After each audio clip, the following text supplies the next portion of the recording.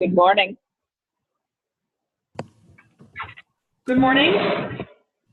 Hi, it's Lori Scholl calling in. Hi, this is Claire Folenza from SUPCO calling in. This is Paula Concannon from SG Taurus.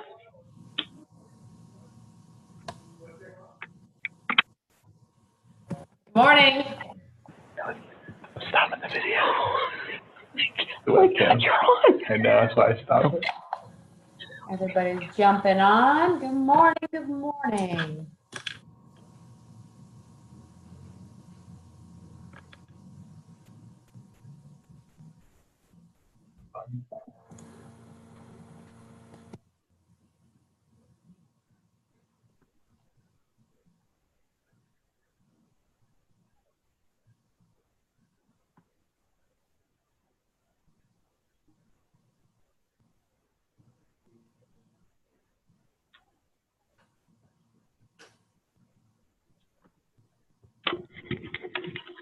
Looks like we got a full house coming in. They're starting to come in. 32 people registered. That's awesome. We even had some guys in there. I'm super excited about that. Hey. We'll give it just a few minutes. Well, one. We'll start in 1 minute. Give everybody a minute to jump online.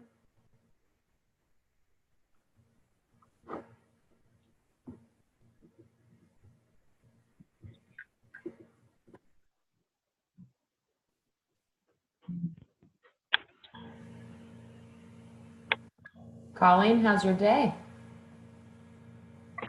It's all right. We have a cruise tonight, actually. We're doing a river cruise for online access. We're taking the entire team out on a boat in the Great Lakes and having dinner on it. Fantastic. It'll be pretty swanky.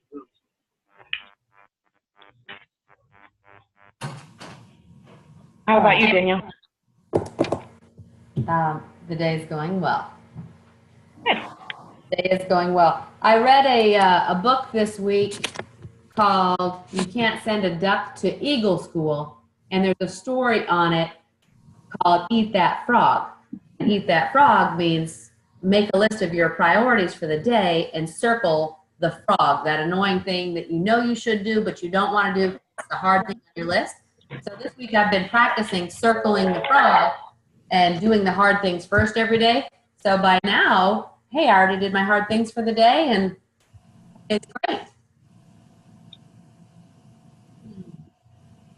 But it's 11 o'clock, so let's get started. So glad to see everybody jumping online. I know that people are still going in, so I'll go through a little bit of housekeeping. Today we're going to be talking about giving effective presentations, sales, and industry trends. So we essentially have 3 topics that are related, but they could be separated and be their own. Our Zoom-in calls for anybody, if this is your first time, welcome. This is for members only of Women in HVACR, and so it's a safe space. We want to have your feedback. We want to get to know each other better. We want to learn together. So please, at any time, contribute, answer or ask any questions, answer any questions, make comments. Would love to have your interaction today, and it would make it for a better call for everybody. I'll go through the list. Let me click through. My name is Danielle Putnam, so I'll be hosting the call. Every other week, Colleen Keyworth, and I switch off. So today I'm hosting, and in 2 weeks she'll be hosting. Here's our registration list so that we can start to see who's going to be with us. Some of the names, it's been great to see. We have a lot of the same people on the calls every other week, but sometimes we've got some new people too. So, and we really want to make sure that this is a free and open environment for us to get to know each other better. It's a safe. So it looks like we have Jenny Bryan, Kristen Gallup, Colleen McHale, Sue Pomeroy, Lenny Emmons, Jill Dopp, Mary Jo Gentry, Sean, Paula Concannon, Lauren Sonat, Amanda Doss, Karen Sosa, Melissa Workla, Janet Tipton, Dee Autumn, Danielle Allen, Corey Benvenuto, Lindsay Sultan, Rachel Lama. Awesome. Denise Nadal, S.J. Scott, Brenda Gilmore, Clara, Leslie Gilda, Edith Roysden, Colleen Keyworth, Marla Morin, Carol Taylor, and Kayla Yeager. Did I miss anybody?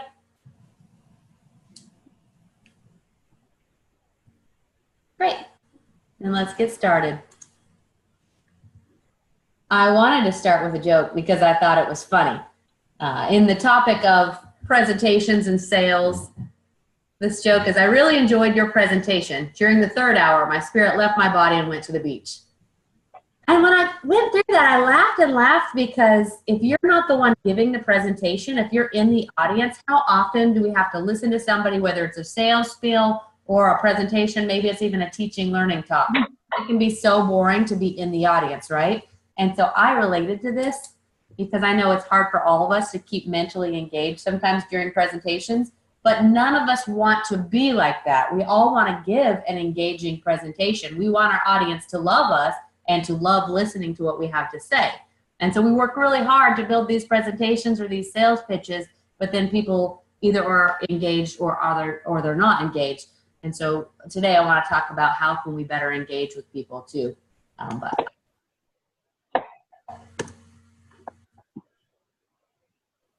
like to start by asking, just so we can kind of fill the room, what types of presentations are we giving already and what kind of sales demos? So who's on the call? What is it that you're doing? Like if you're a CSR, you do phone presentations, you're scheduling service calls, so you're presenting to your customers all the time your services. And you're actually selling them on why you should be able to come into their home, right? And so, of course, we do new equipment sales. Distributors present to sign up new dealers. We want more dealers on our teams. Wholesalers present to distributors all the time to get them to distribute their products. Software and service providers present to contractors. So I listed a few that I know we all kind of touch within our industry. But what kinds of presentations are you guys giving?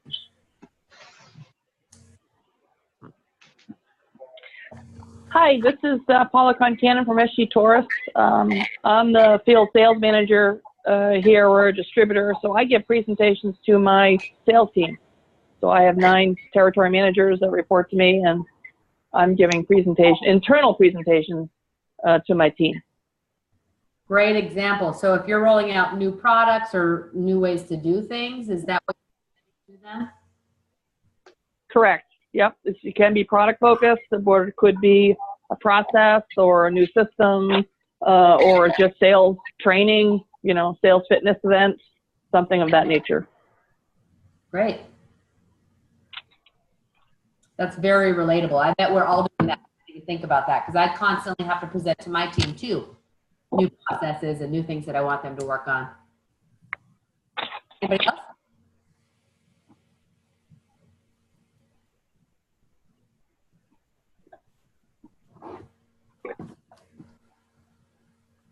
This is Marla Moran from Direct Energy, and I actually present to contractors options that help with their operations and growing their top line.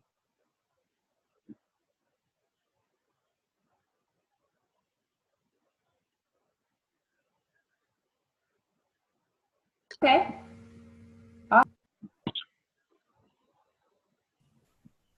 I put a script in here.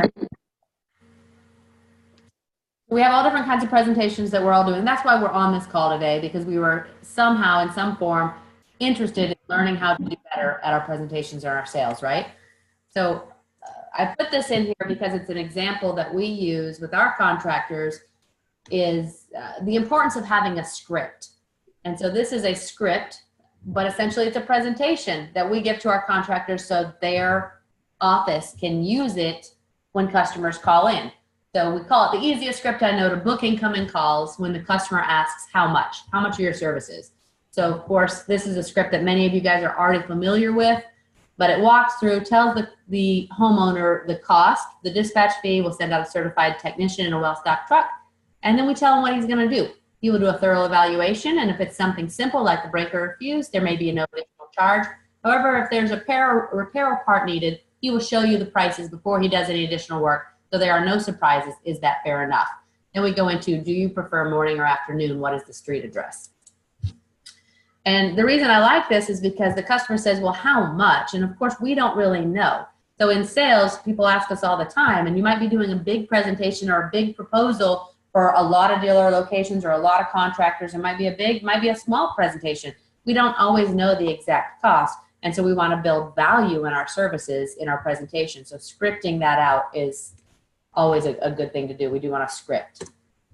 Another one I put in here, I liked, and I added this one because the script is instilling high value on the doorstep before you do any work for a customer. We want to make sure that people understand the value that we're bringing to the table in our presentations and proposals. So this script says, hello, Mr. Cash, I'm Buddy here to take care of your checkup on your heating and cooling system. And then goes through and tells them, what I will do first is check and inspect the mechanical systems to make sure nothing is broken. Then I look at the electrical system and controls to make sure all the connections are secure and everything starts and stops when it should.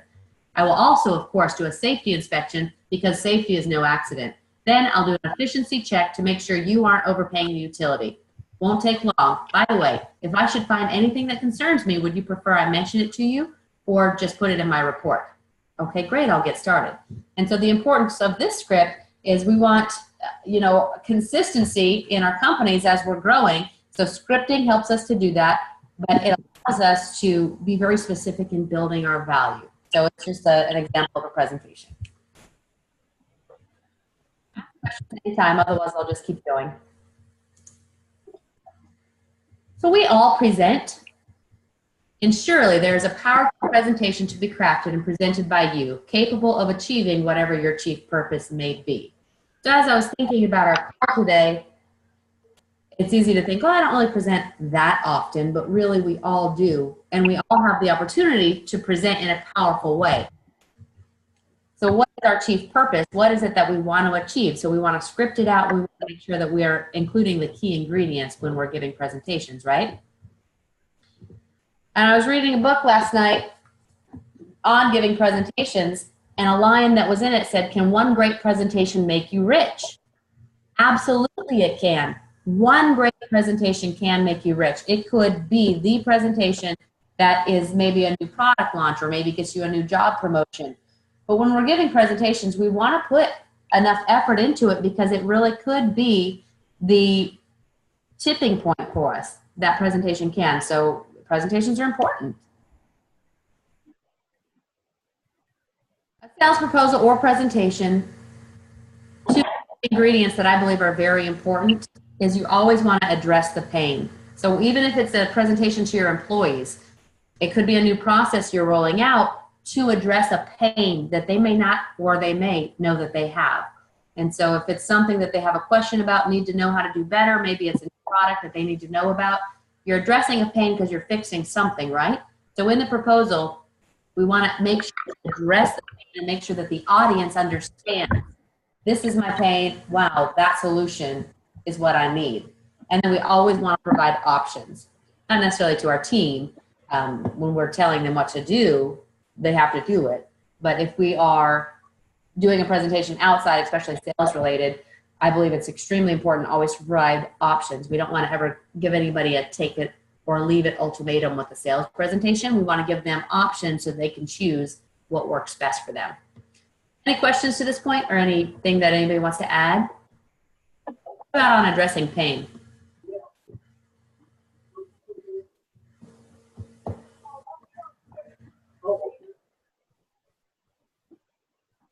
Alrighty.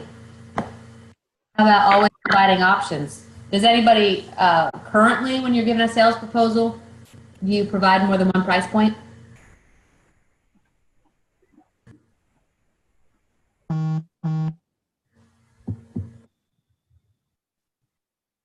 Nobody? You guys hear me okay? I have some chats. Let me see if people are asking. Oh, okay, good. Colleen said to everybody, feel free to use the chat. There's a chat feature here within your Zoom controls. So if you want to ask a question or contribute but you don't want to speak up, you can use the chat and I'll be checking it.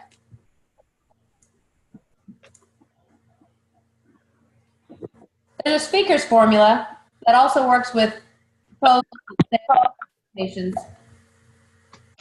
But this is a great outline to follow, and hence it's a formula.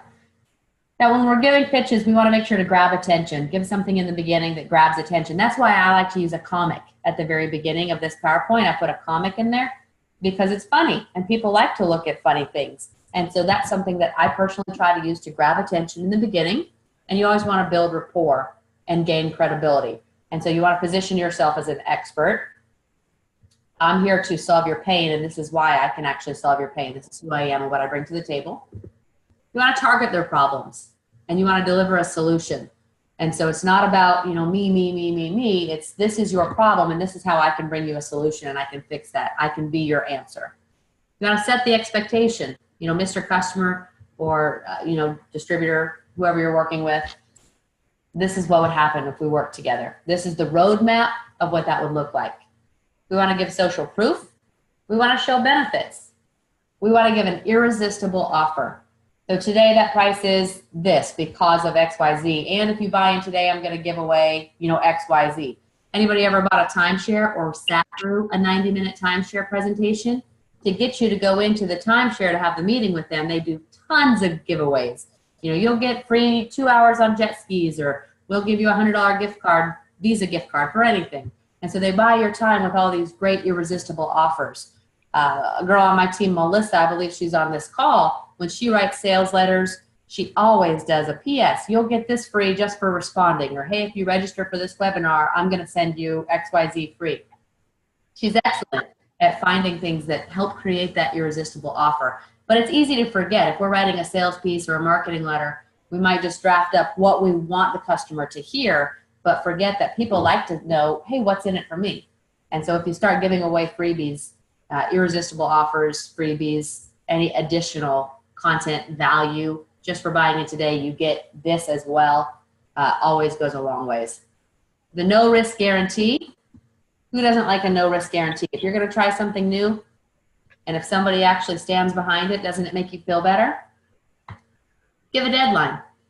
This proposal is going to be good until X future date. And then, of course, we always, Marketing 101, Sales 101, we always have to have a call to action. This is how you sign up. This is how you buy.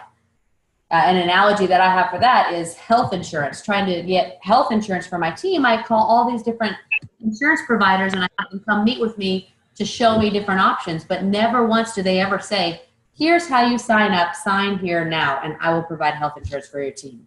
And I feel that they're very difficult to work with because they never show me how to buy. So when we're giving a presentation, we want to have a call to action. Either A, write down that you're going to make this change today, but whatever it is, we want to have a call to action. Any comment on this?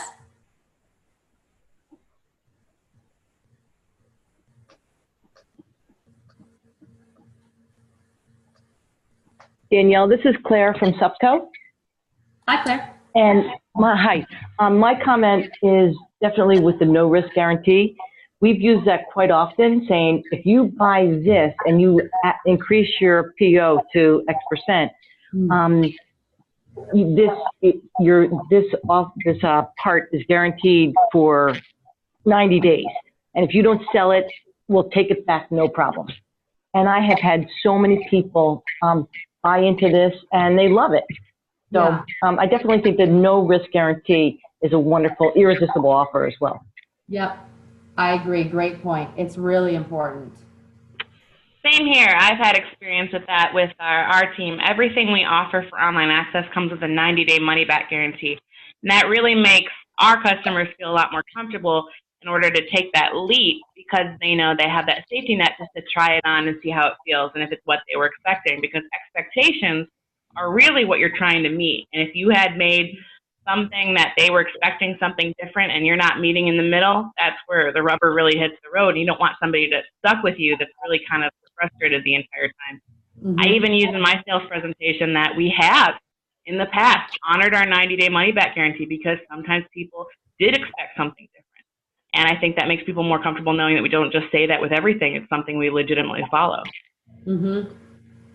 Right. Expectation is huge. And if we're not meeting their expectation, right, then we didn't do what we wanted to do either. Hi, this is Jenny Bryan from O'Connor Company. Hi, Jenny. And I don't give a lot of sales presentations, but I do receive a lot of them. And one of the things that I always look out for is, you know, when they're talking about this no risk guarantee or showing the benefits, is really keeping it simple, because, you know, a lot of the information is new to me that they're giving to me. And if it's extremely difficult, or if it's, you know, oh, it's 2% if it's this week, or it's 5% if it's that week, and on the second Sunday of every month, if you get this, it gets really confusing. So I think, you know, one of the things that I look for is, you know, something that's very simple, straightforward, and it also enhances my trust with them, because I feel like the more difficult it is, the more I'm missing something, the more I'm afraid that the devil is in the details. Yeah. So just a thought that it came up with that guarantees. Yeah, awesome point. The keep it simple and the devil's in the details. I feel that way too when people pitch me. I feel that often people are trying to make it look so complex and smart, that their business is so smart and so awesome that none of us can understand what they're saying, but yet nobody wants to say, oh, I don't understand, because they make us feel like we're dumb for not understanding.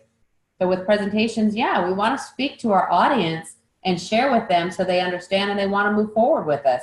And so we're really doing ourselves a disservice and everybody a disservice by overcomplicating and trying to, I use the word trying to sound smart, because that's how I feel people, you know, are doing. It's like, I'm trying to look like I'm better than everybody else, and keeping it simple is huge.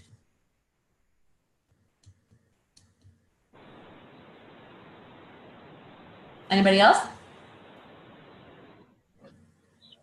Yeah, hi, this is Paula Concanon again from SG Taurus. The previous caller made a really good observation in terms of, you know, one way to evaluate our presentation skills is look at how people present to us.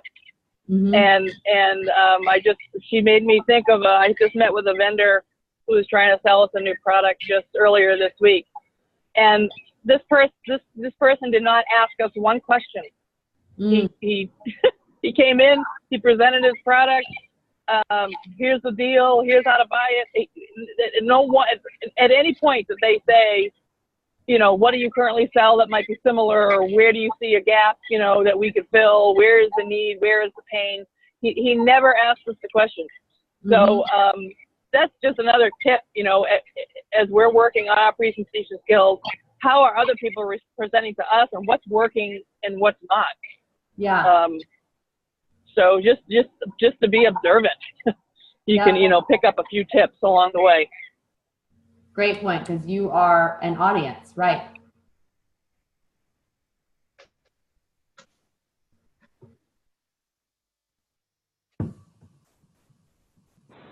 Right. Stories are the language of the heart. So in a presentation, I believe it's important to tell a story, especially if you're on the stage and you're talking to an audience. Everybody loves to hear a story, and then that's how they relate. So it's the language of the heart, it's telling a story. So if there's and if you're doing a sales presentation, if you can do personal experience, relating from personal experiences. In our training classes, we currently here at our location at the new, we have contractors and technicians come here every single month, and they'll say if they're offering add-ons or trying to upsell add-ons, ancillary, you know, sundries in the home, the customer always asks, well, do you have one of those? And so if they're offering, you know, just an extra item, do you have it at your house? And the technicians say that their sales greatly go up when they say, yeah, I have it, I use it, this is what I think. And so even that kind of a connection story that, you know, again, like you guys have said, it builds trust. They like to know that you use it and you stand behind it too. But any kind of story that you can tie in, I think is really important. It's boring to hear people just talk about bullet points, formulas. But a story we all like to listen to.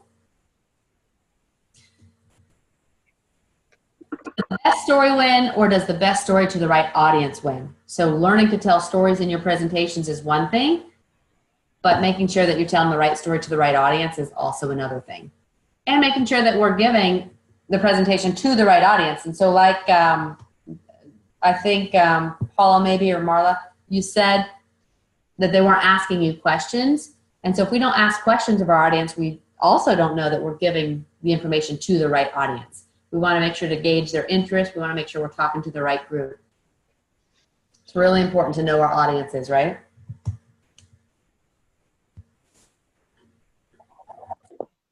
Sales and marketing go hand in hand in the verbiage that we choose and how we present things. So we want to structure. It's very easy to start, not easy, but sometimes with our presentations, we'll start writing out what we want to say. And then it's important to go back and to look at it and to recraft it to make sure that we're delivering it in the best way that makes sense. So here's 2 examples I wanted to include. One is learn how to boost your immune system. Okay, I may or may not, be interested in that. But what I would be interested in is discover the secrets of people who never get sick. Doesn't that sound better? You want to discover the secrets of somebody who never gets sick versus just learn how to boost your immune system. The next one is there's a new frontier in America, making some who are in the know rich. That doesn't really tell you anything, doesn't give you a reason to click. But another way to say that would be you can get very rich very fast if you'll join those in the know about the new frontier in America. So looking at what we're writing as we're crafting our presentations and rewriting them for the audience, making them more exciting and structuring them in the right way. And it takes practice and it takes time. It's really helpful to pass to a colleague. And so if you're writing a presentation or an email, pass it to a colleague and have them take a look at it too. Your eyes get tired. You're reading something over and over and we miss things, right? Any input on when you're crafting your presentation or your message? How do you guys start? How do you get help?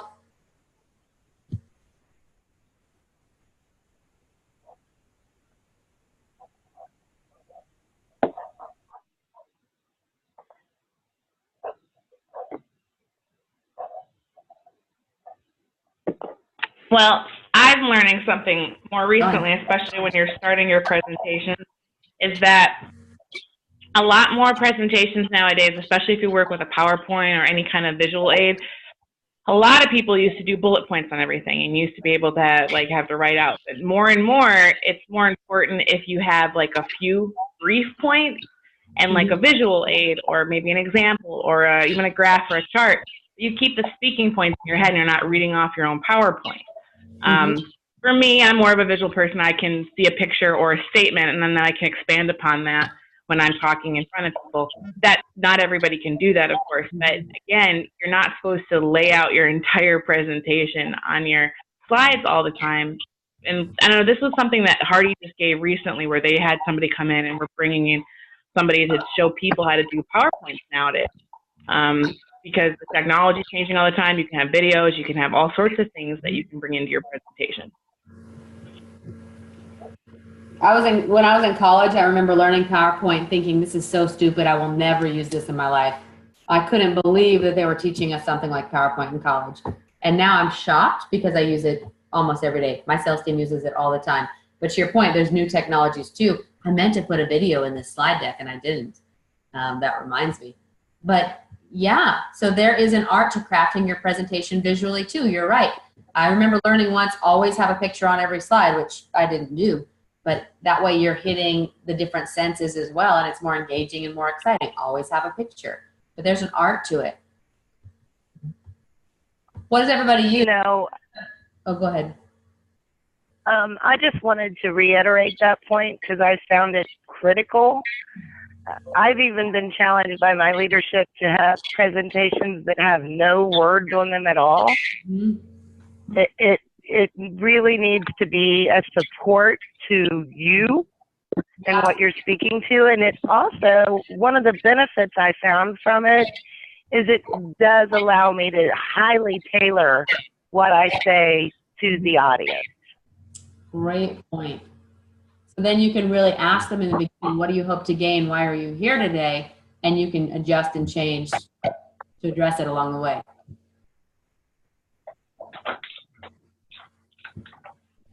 What's everybody use for their presentation software? PowerPoint or other? Does anybody have any good software that they can recommend?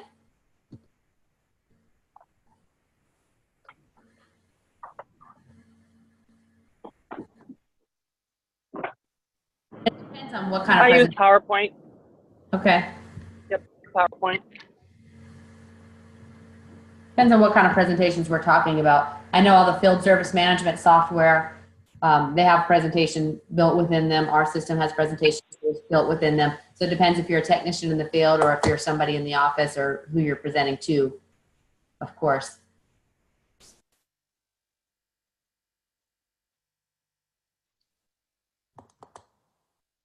Because we also had on the call the topic, sales and industry trends, I put this slide in here because I wanted to hit on, is anybody using anything for tracking their sales? Any kind of sales pipeline, any software that people have found is really helpful that may or may not be internal to your company, maybe something external that everybody could check out?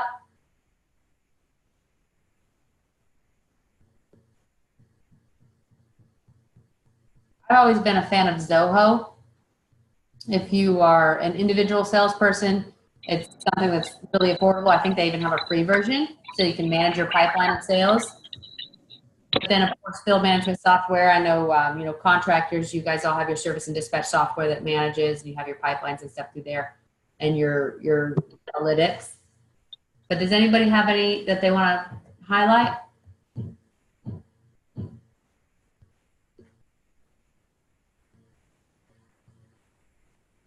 Well, I know back in the day there used to be Infusionsoft. Well, it's still out there. I just say back in the day. We used to use it. We don't use it anymore, but I know that one was a pretty complex one that would follow up your leads.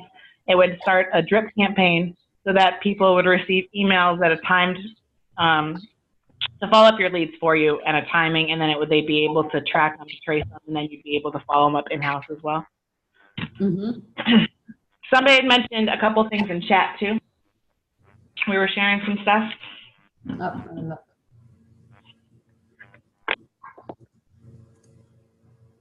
I got behind on following the chat. HubSpot's amazing. That's a good one. Thank you, Denise. I forgot about that one. That one's intense. If you guys haven't checked out HubSpot yet, that thing will eat your lunch for you. It's insane.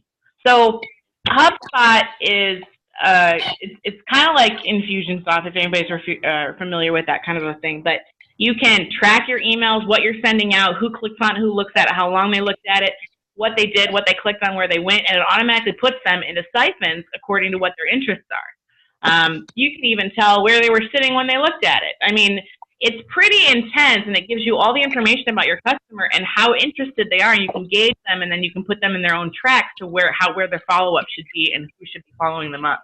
And it tracks who your salespeople are and what they're doing at you know, what leads they're following up, where they're at, how many correspondences there have been. It's really intense. If you guys haven't checked out HubSpot, it's a pretty penny, but it's definitely intuitive.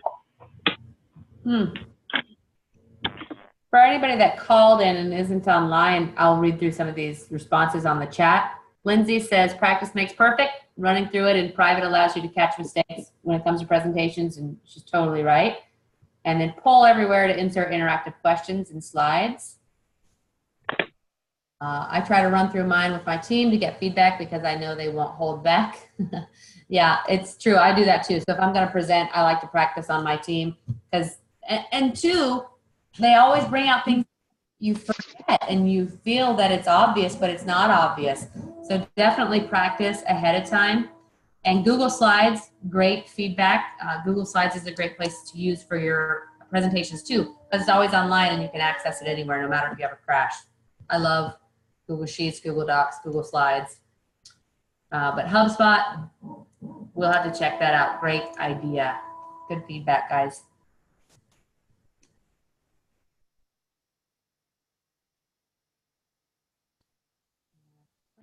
Through. Stop networking and start connecting. What I wanted to recommend called the connectors, because as women, we often go to networking events. Even within Women in HVACR, we have networking events all throughout the year. We have our big conference coming up in September, and if you're not registered, there's only a few slots yet left, so jump on there and register.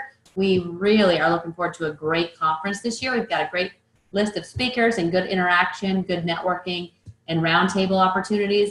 But even within our group, when we have socials and get-togethers and receptions, you know, oh, we are women, we network, we're just going to see who we meet. but we want to make sure that we focus on connecting instead of just networking. We're not there to just pass out business cards, but let's make a really strong connection, especially if you know ahead of time somebody that's going to be there you may be interested in getting to know. Plan ahead of time. What questions do you want to ask that person? What is it that you would like to connect with them on? So see if you can think it through and then be very purposeful in those connections so you can move things forward. And when we're purposeful with our connections, it's really neat to see how much better they are and they move forward so much stronger. And so learning to leverage your connections, this is a book I'd like to recommend. And again, not over time, but overnight. This is something that we can work on. We can have very powerful presentations that make a big, strong impact, and they can be the thing, the tip, the iceberg that moves us forward, launches our career forward, and we want to make sure to be prepared. We'll probably end early today, 30 minutes instead of an hour. Any aha moments that we've talked about? I know one for me was to keep it simple. You know, an aha moment reminder of in sales and presentations. Let's keep it simple. I'm really glad that Jenny brought that up again. Who else learned something? Well, Here. there was one thing we didn't kind of go over that I was going to mention is Great. speaking, how you present. You know, your tone, your passion, your timing, whether you talk too fast. I know I struggled with that for quite a bit. And Danielle can tell you at my first women's conference, I was shaking up there. It's been a while, of course, you know, and you get better as you go, but learning how to pace yourself so that people can absorb what you're saying, pausing, finding where the pauses need to be. When you're giving a presentation, you're having a point, you have a reflective pause, you have a moment that people can absorb what you're saying, and then you can carry on with the conversation, and then keeping a good tempo. Being passionate about what you're speaking about is huge. Everybody can tell you that, and you guys know this from experience. You're not going to be sold by somebody who's not in love with what they're doing or what they're selling you. So just something to bring up there. I know that public speaking is one of the #1 fears. Is that what that is? Not everybody has it, but most of our jobs require us to do it in some form. Is there anybody that has any feedback regarding that?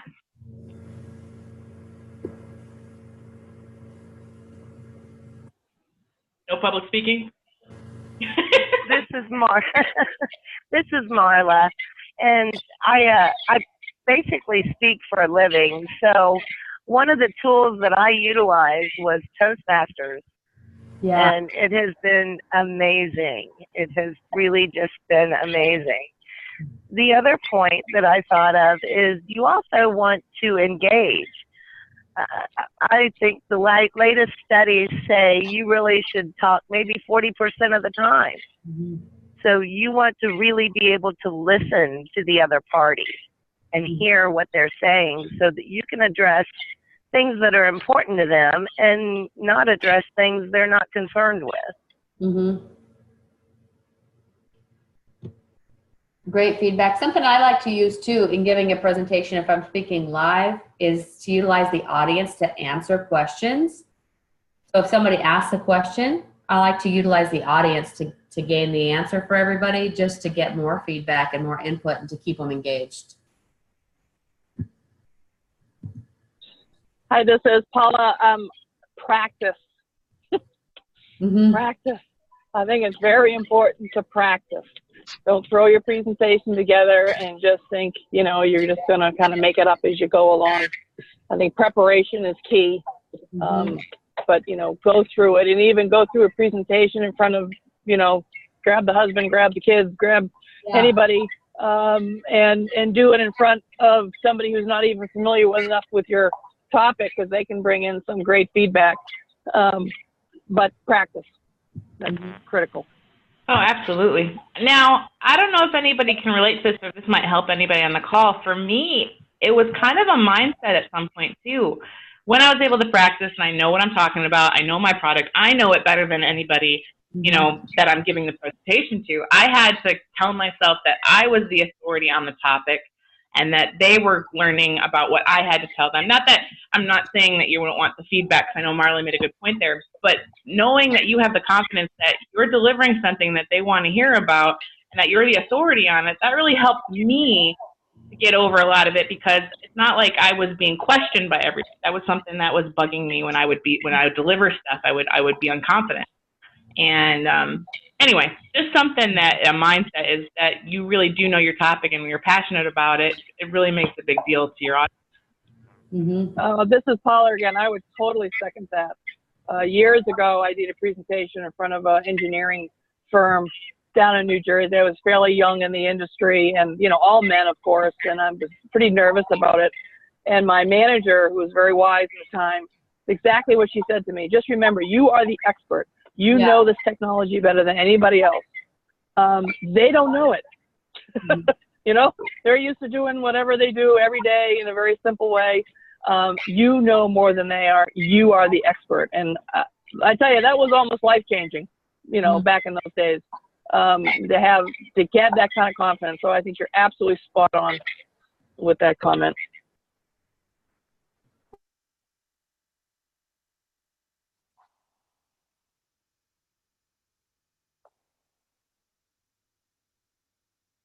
This is Erica. There are a few things that I like to do in my presentations, is kind of depending on the group size that I have.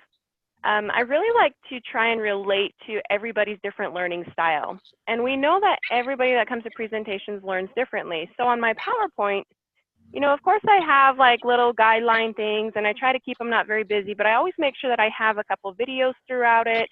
I make sure I have some audios. Then I make sure that I have some stuff, like I have smelly markers, or I have a diffuser, because sense of smell really helps the room. I also have like little table toys out, because some people really learn by touching or doodling. And so instead of just doodling the whole time, I get these little table toys, or like little push balls, or anything like that. And people like to touch. And so, I bring all kinds of different interactive things that people can get up and move. And, you have to make them applicable. And if anyone wants any ideas on things, I'm happy to share those. But for your specific trainings, but I really find that engaging our whole audience with all the different learning styles that there are really helps them become more engaged. And I've also learned sometimes too, like I have to dress a certain way for my audience. I went and did a training for like all these 18-year-old kids, and we had two of us trainers there, and the other person with me showed up in like this suit and this tie, and he felt like he was this dad to all these 18-year-old kids. And maybe we need to kind of dress a little bit appropriately according to our audience as well. They might have related to me more if I would have shown up in kind of some sporty clothes or something like that. And so we just really learned to see the audience learn at different levels, and to make sure that we do each one of those things in every presentation. And it really helps in all of our trainings. That's excellent feedback.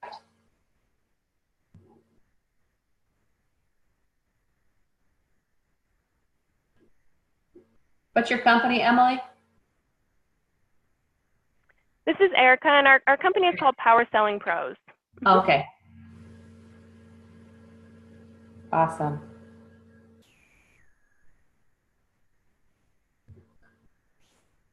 Oh, I clicked off. Hold on. Great feedback, you guys. Really appreciate what everybody shared. Our next Zoom meeting is going to be in 2 weeks, Friday, September 7th. And Colleen's going to talk about technical information on equipment.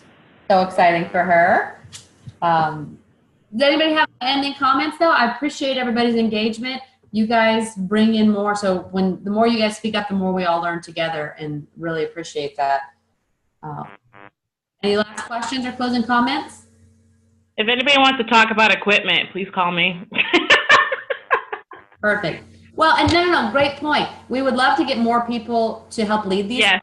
So if there's any topics that you would like to talk to the group about, or if there's any topics that you see coming up and you have some things to say about that, we'd love to have you moderate and lead it and have all your input. And so it doesn't need to be, our show. We definitely don't want to have to do it all, because we're not the experts on everything. We just want to start the conversations.